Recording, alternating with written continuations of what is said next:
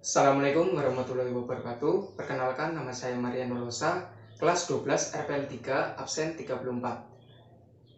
Pada kesempatan ini saya akan menjelaskan perkembangan teknologi radio pada awal ditemukan sampai di era kemerdekaan Indonesia. Untuk informasi berita yang sering kita lihat atau kita saksikan, banyak kita jumpai melalui televisi atau media sosial seperti Instagram, Facebook, YouTube, dan lain-lain. Informasi seperti ini untuk saat ini sudah sangat merambah di semua kalangan, dari anak-anak, remaja, dewasa, sampai orang tua.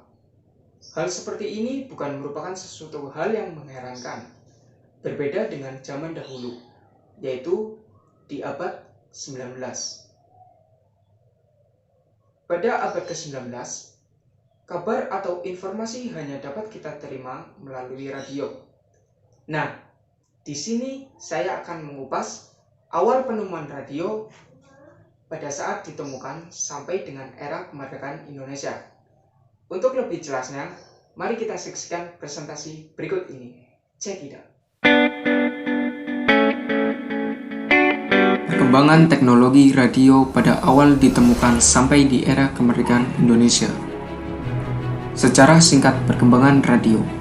Radio adalah salah satu jenis media massa satu arah yang berperan untuk menyampaikan pesan, berita, informasi, dan hiburan kepada masyarakat dengan jangkauan luas. Radio telah menjalani proses perkembangan yang cukup lama sebelum menjadi media komunikasi massa seperti saat ini. Berkat ketekunan 3 orang cendekiawan, diantaranya seorang ahli teori ilmu alam yang bernama James Maxwell, berhasil menemukan rumus yang diduga dapat mewujudkan gelombang elektromagnetis, yaitu gelombang yang digunakan untuk gelombang radio dan televisi pada tahun 1865. Berdasarkan teorinya bahwa gerakan magnetis dapat mengarungi ruang angkasa dengan kecepatan hampir sama dengan kecepatan cahaya, yaitu 186.000 mil per detik. Teori Maxwell ini dibuktikan oleh Heinrich Hertz pada tahun 1808. Ini baru digunakan untuk tujuan praktis oleh Giulio Marconi, di mana Marconi telah dapat mengirimkan tanda-tanda tanpa kuat melintasi Samudra Atlantik. Perkembangan radio sebagai media massa lalu berkembang di beberapa negara. Diawali di Amerika Serikat dengan mengembangkan penemuan Marconi oleh Dr. Lee De Forest pada tahun 1906. Karena itu pula ia dijuluki The Father of Radio. Sejak saat itu, radio di Amerika Serikat mulai mengalami perkembangan yang pesat. Pada bulan Maret 1923, telah berdiri 556 stasiun radio. Baru pada tahun 1926 berdirilah NBC, atau National Broadcasting Radio, sebagai badan siaran radio yang luas dan besar. Lalu muncul pesaingnya, yaitu CBS atau Columbia Broadcasting System. Sejak saat itu juga radio terus berkembang di beberapa negara seperti Inggris, Perancis, Uni Soviet, Jepang, dan RRC. Selain mengalami perkembangan, radio juga telah memasuki tahap penyempurnaan. Prof. E.H. Armstrong dari Universitas Columbia pada tahun 1933 memperkenalkan sistem frequency modulation atau FM sebagai penyempurnaan dari amplitude modulation atau AM. Keuntungan FM dari AM antara lain: yang pertama, dapat dihilangkan interference atau karena cuaca. Yang kedua, dapat menghilangkan interference yang disebabkan 2 stasiun radio yang bekerja pada gelombang yang sama. Yang ketiga, menyiarkan suara sebaik-baiknya. Di antara media yang ada seperti televisi dan media cetak, radio memiliki beberapa keunggulan, di mana dapat diakses secara mudah. Tidak diperlukan keterampilan khusus dari khalayak yang ingin dituju, seperti keterampilan membaca karena radio merupakan media imajinatif. Selain itu, masyarakat dapat mendapatkan informasi dengan cepat dari radio dengan biaya yang murah. Keunggulan lain dari radio adalah sifatnya yang santai. Mudah orang menyampaikan pesan dalam bentuk acara yang menarik. Dalam hal ini, musik memegang peranan yang sangat penting karena pesan disampaikan di antara musik. Adapun kekurangan dari media massa ini adalah tidak bisa dilihat sehingga merupakan media sekilas atau selintas, atau hanya sekali didengar dan tidak bisa diulang. Selain itu, tidak semua hal bisa diinformasikan melalui radio, dan karena sifatnya satu arah, maka tidak teridentifikasi siapa yang mendapatkan atau menerima info atau pesan yang disampaikan. Dan kelebihannya, radio telah menjadi media massa yang dapat diandalkan, cukup efektif dalam penyampaian pesan, dan tetap diminati walau banyak media lain. Seiring perkembangan waktu, jumlah pendengar radio terus bertambah, dan radio terus bertahan menghadapi perkembangan zaman. Perkembangan radio di Indonesia. Yang pertama, Hindia Belanda. Pada zaman kekuasaan Hindia Belanda, radio mulai berkembang di Indonesia. Radio yang pertama muncul di Indonesia yaitu Veraniki atau PRV di Jakarta, Batavia. Pada 16 Januari 1925, Batavia Radio Veraniki atau PRV melakukan siaran radio amatir pertama di Hindia Belanda. Sejak PRV berdiri, muncul radio siaran lainnya seperti Netherlands Indische Radio Omroepnieuws atau NIROM di Jakarta, Bandung, dan Medan. Di Surakarta berdiri Solotje Radio Veraniki atau CRV, dan di Yogyakarta berdiri dari Radio Mataramse Veraniki for Omroep atau MAVRO.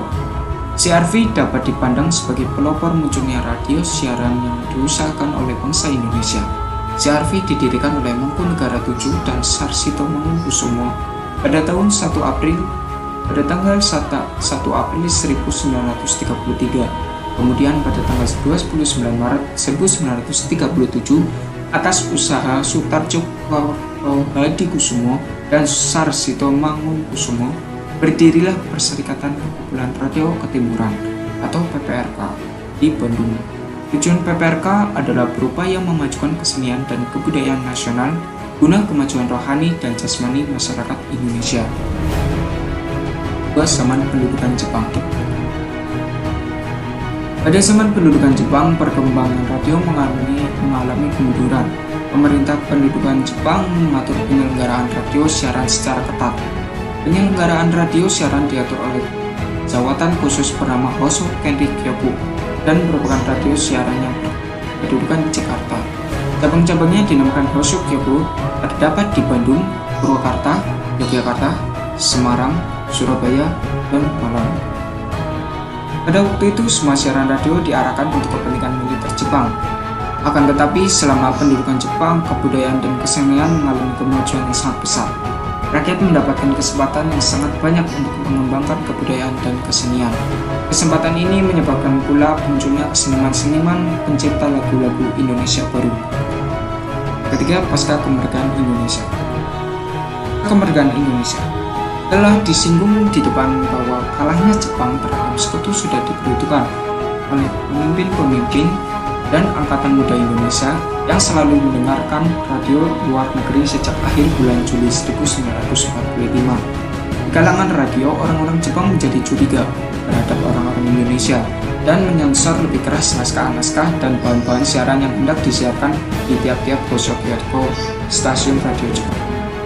Antara segi-segi positifnya, kita catat bahwa larangan penyiaran musik dan lagu-lagu barat dan penggunaan bahasa asing mendorong para penyelenggara siaran dan seniman musik untuk memproduksi musik-musik dan lagu-lagu Indonesia sebanyak-banyaknya, di samping mendorong peningkatan penggunaan bahasa Indonesia. Walaupun pidato-pidato dan komentar radio ditujukan kepada musuh-musuh Jepang, yaitu Amerika, Inggris, dan Belanda, siaran-siaran anti-imperialis kolonialis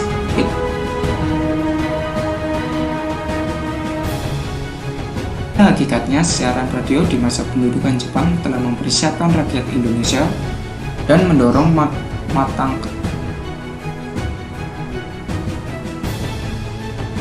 Inilah yang mendorong Angkatan Muda Indonesia mendesak Soekarno-Hatta untuk segera memproklamasikan kemerdekaan pada esok harinya, tanggal 19 Agustus 1945.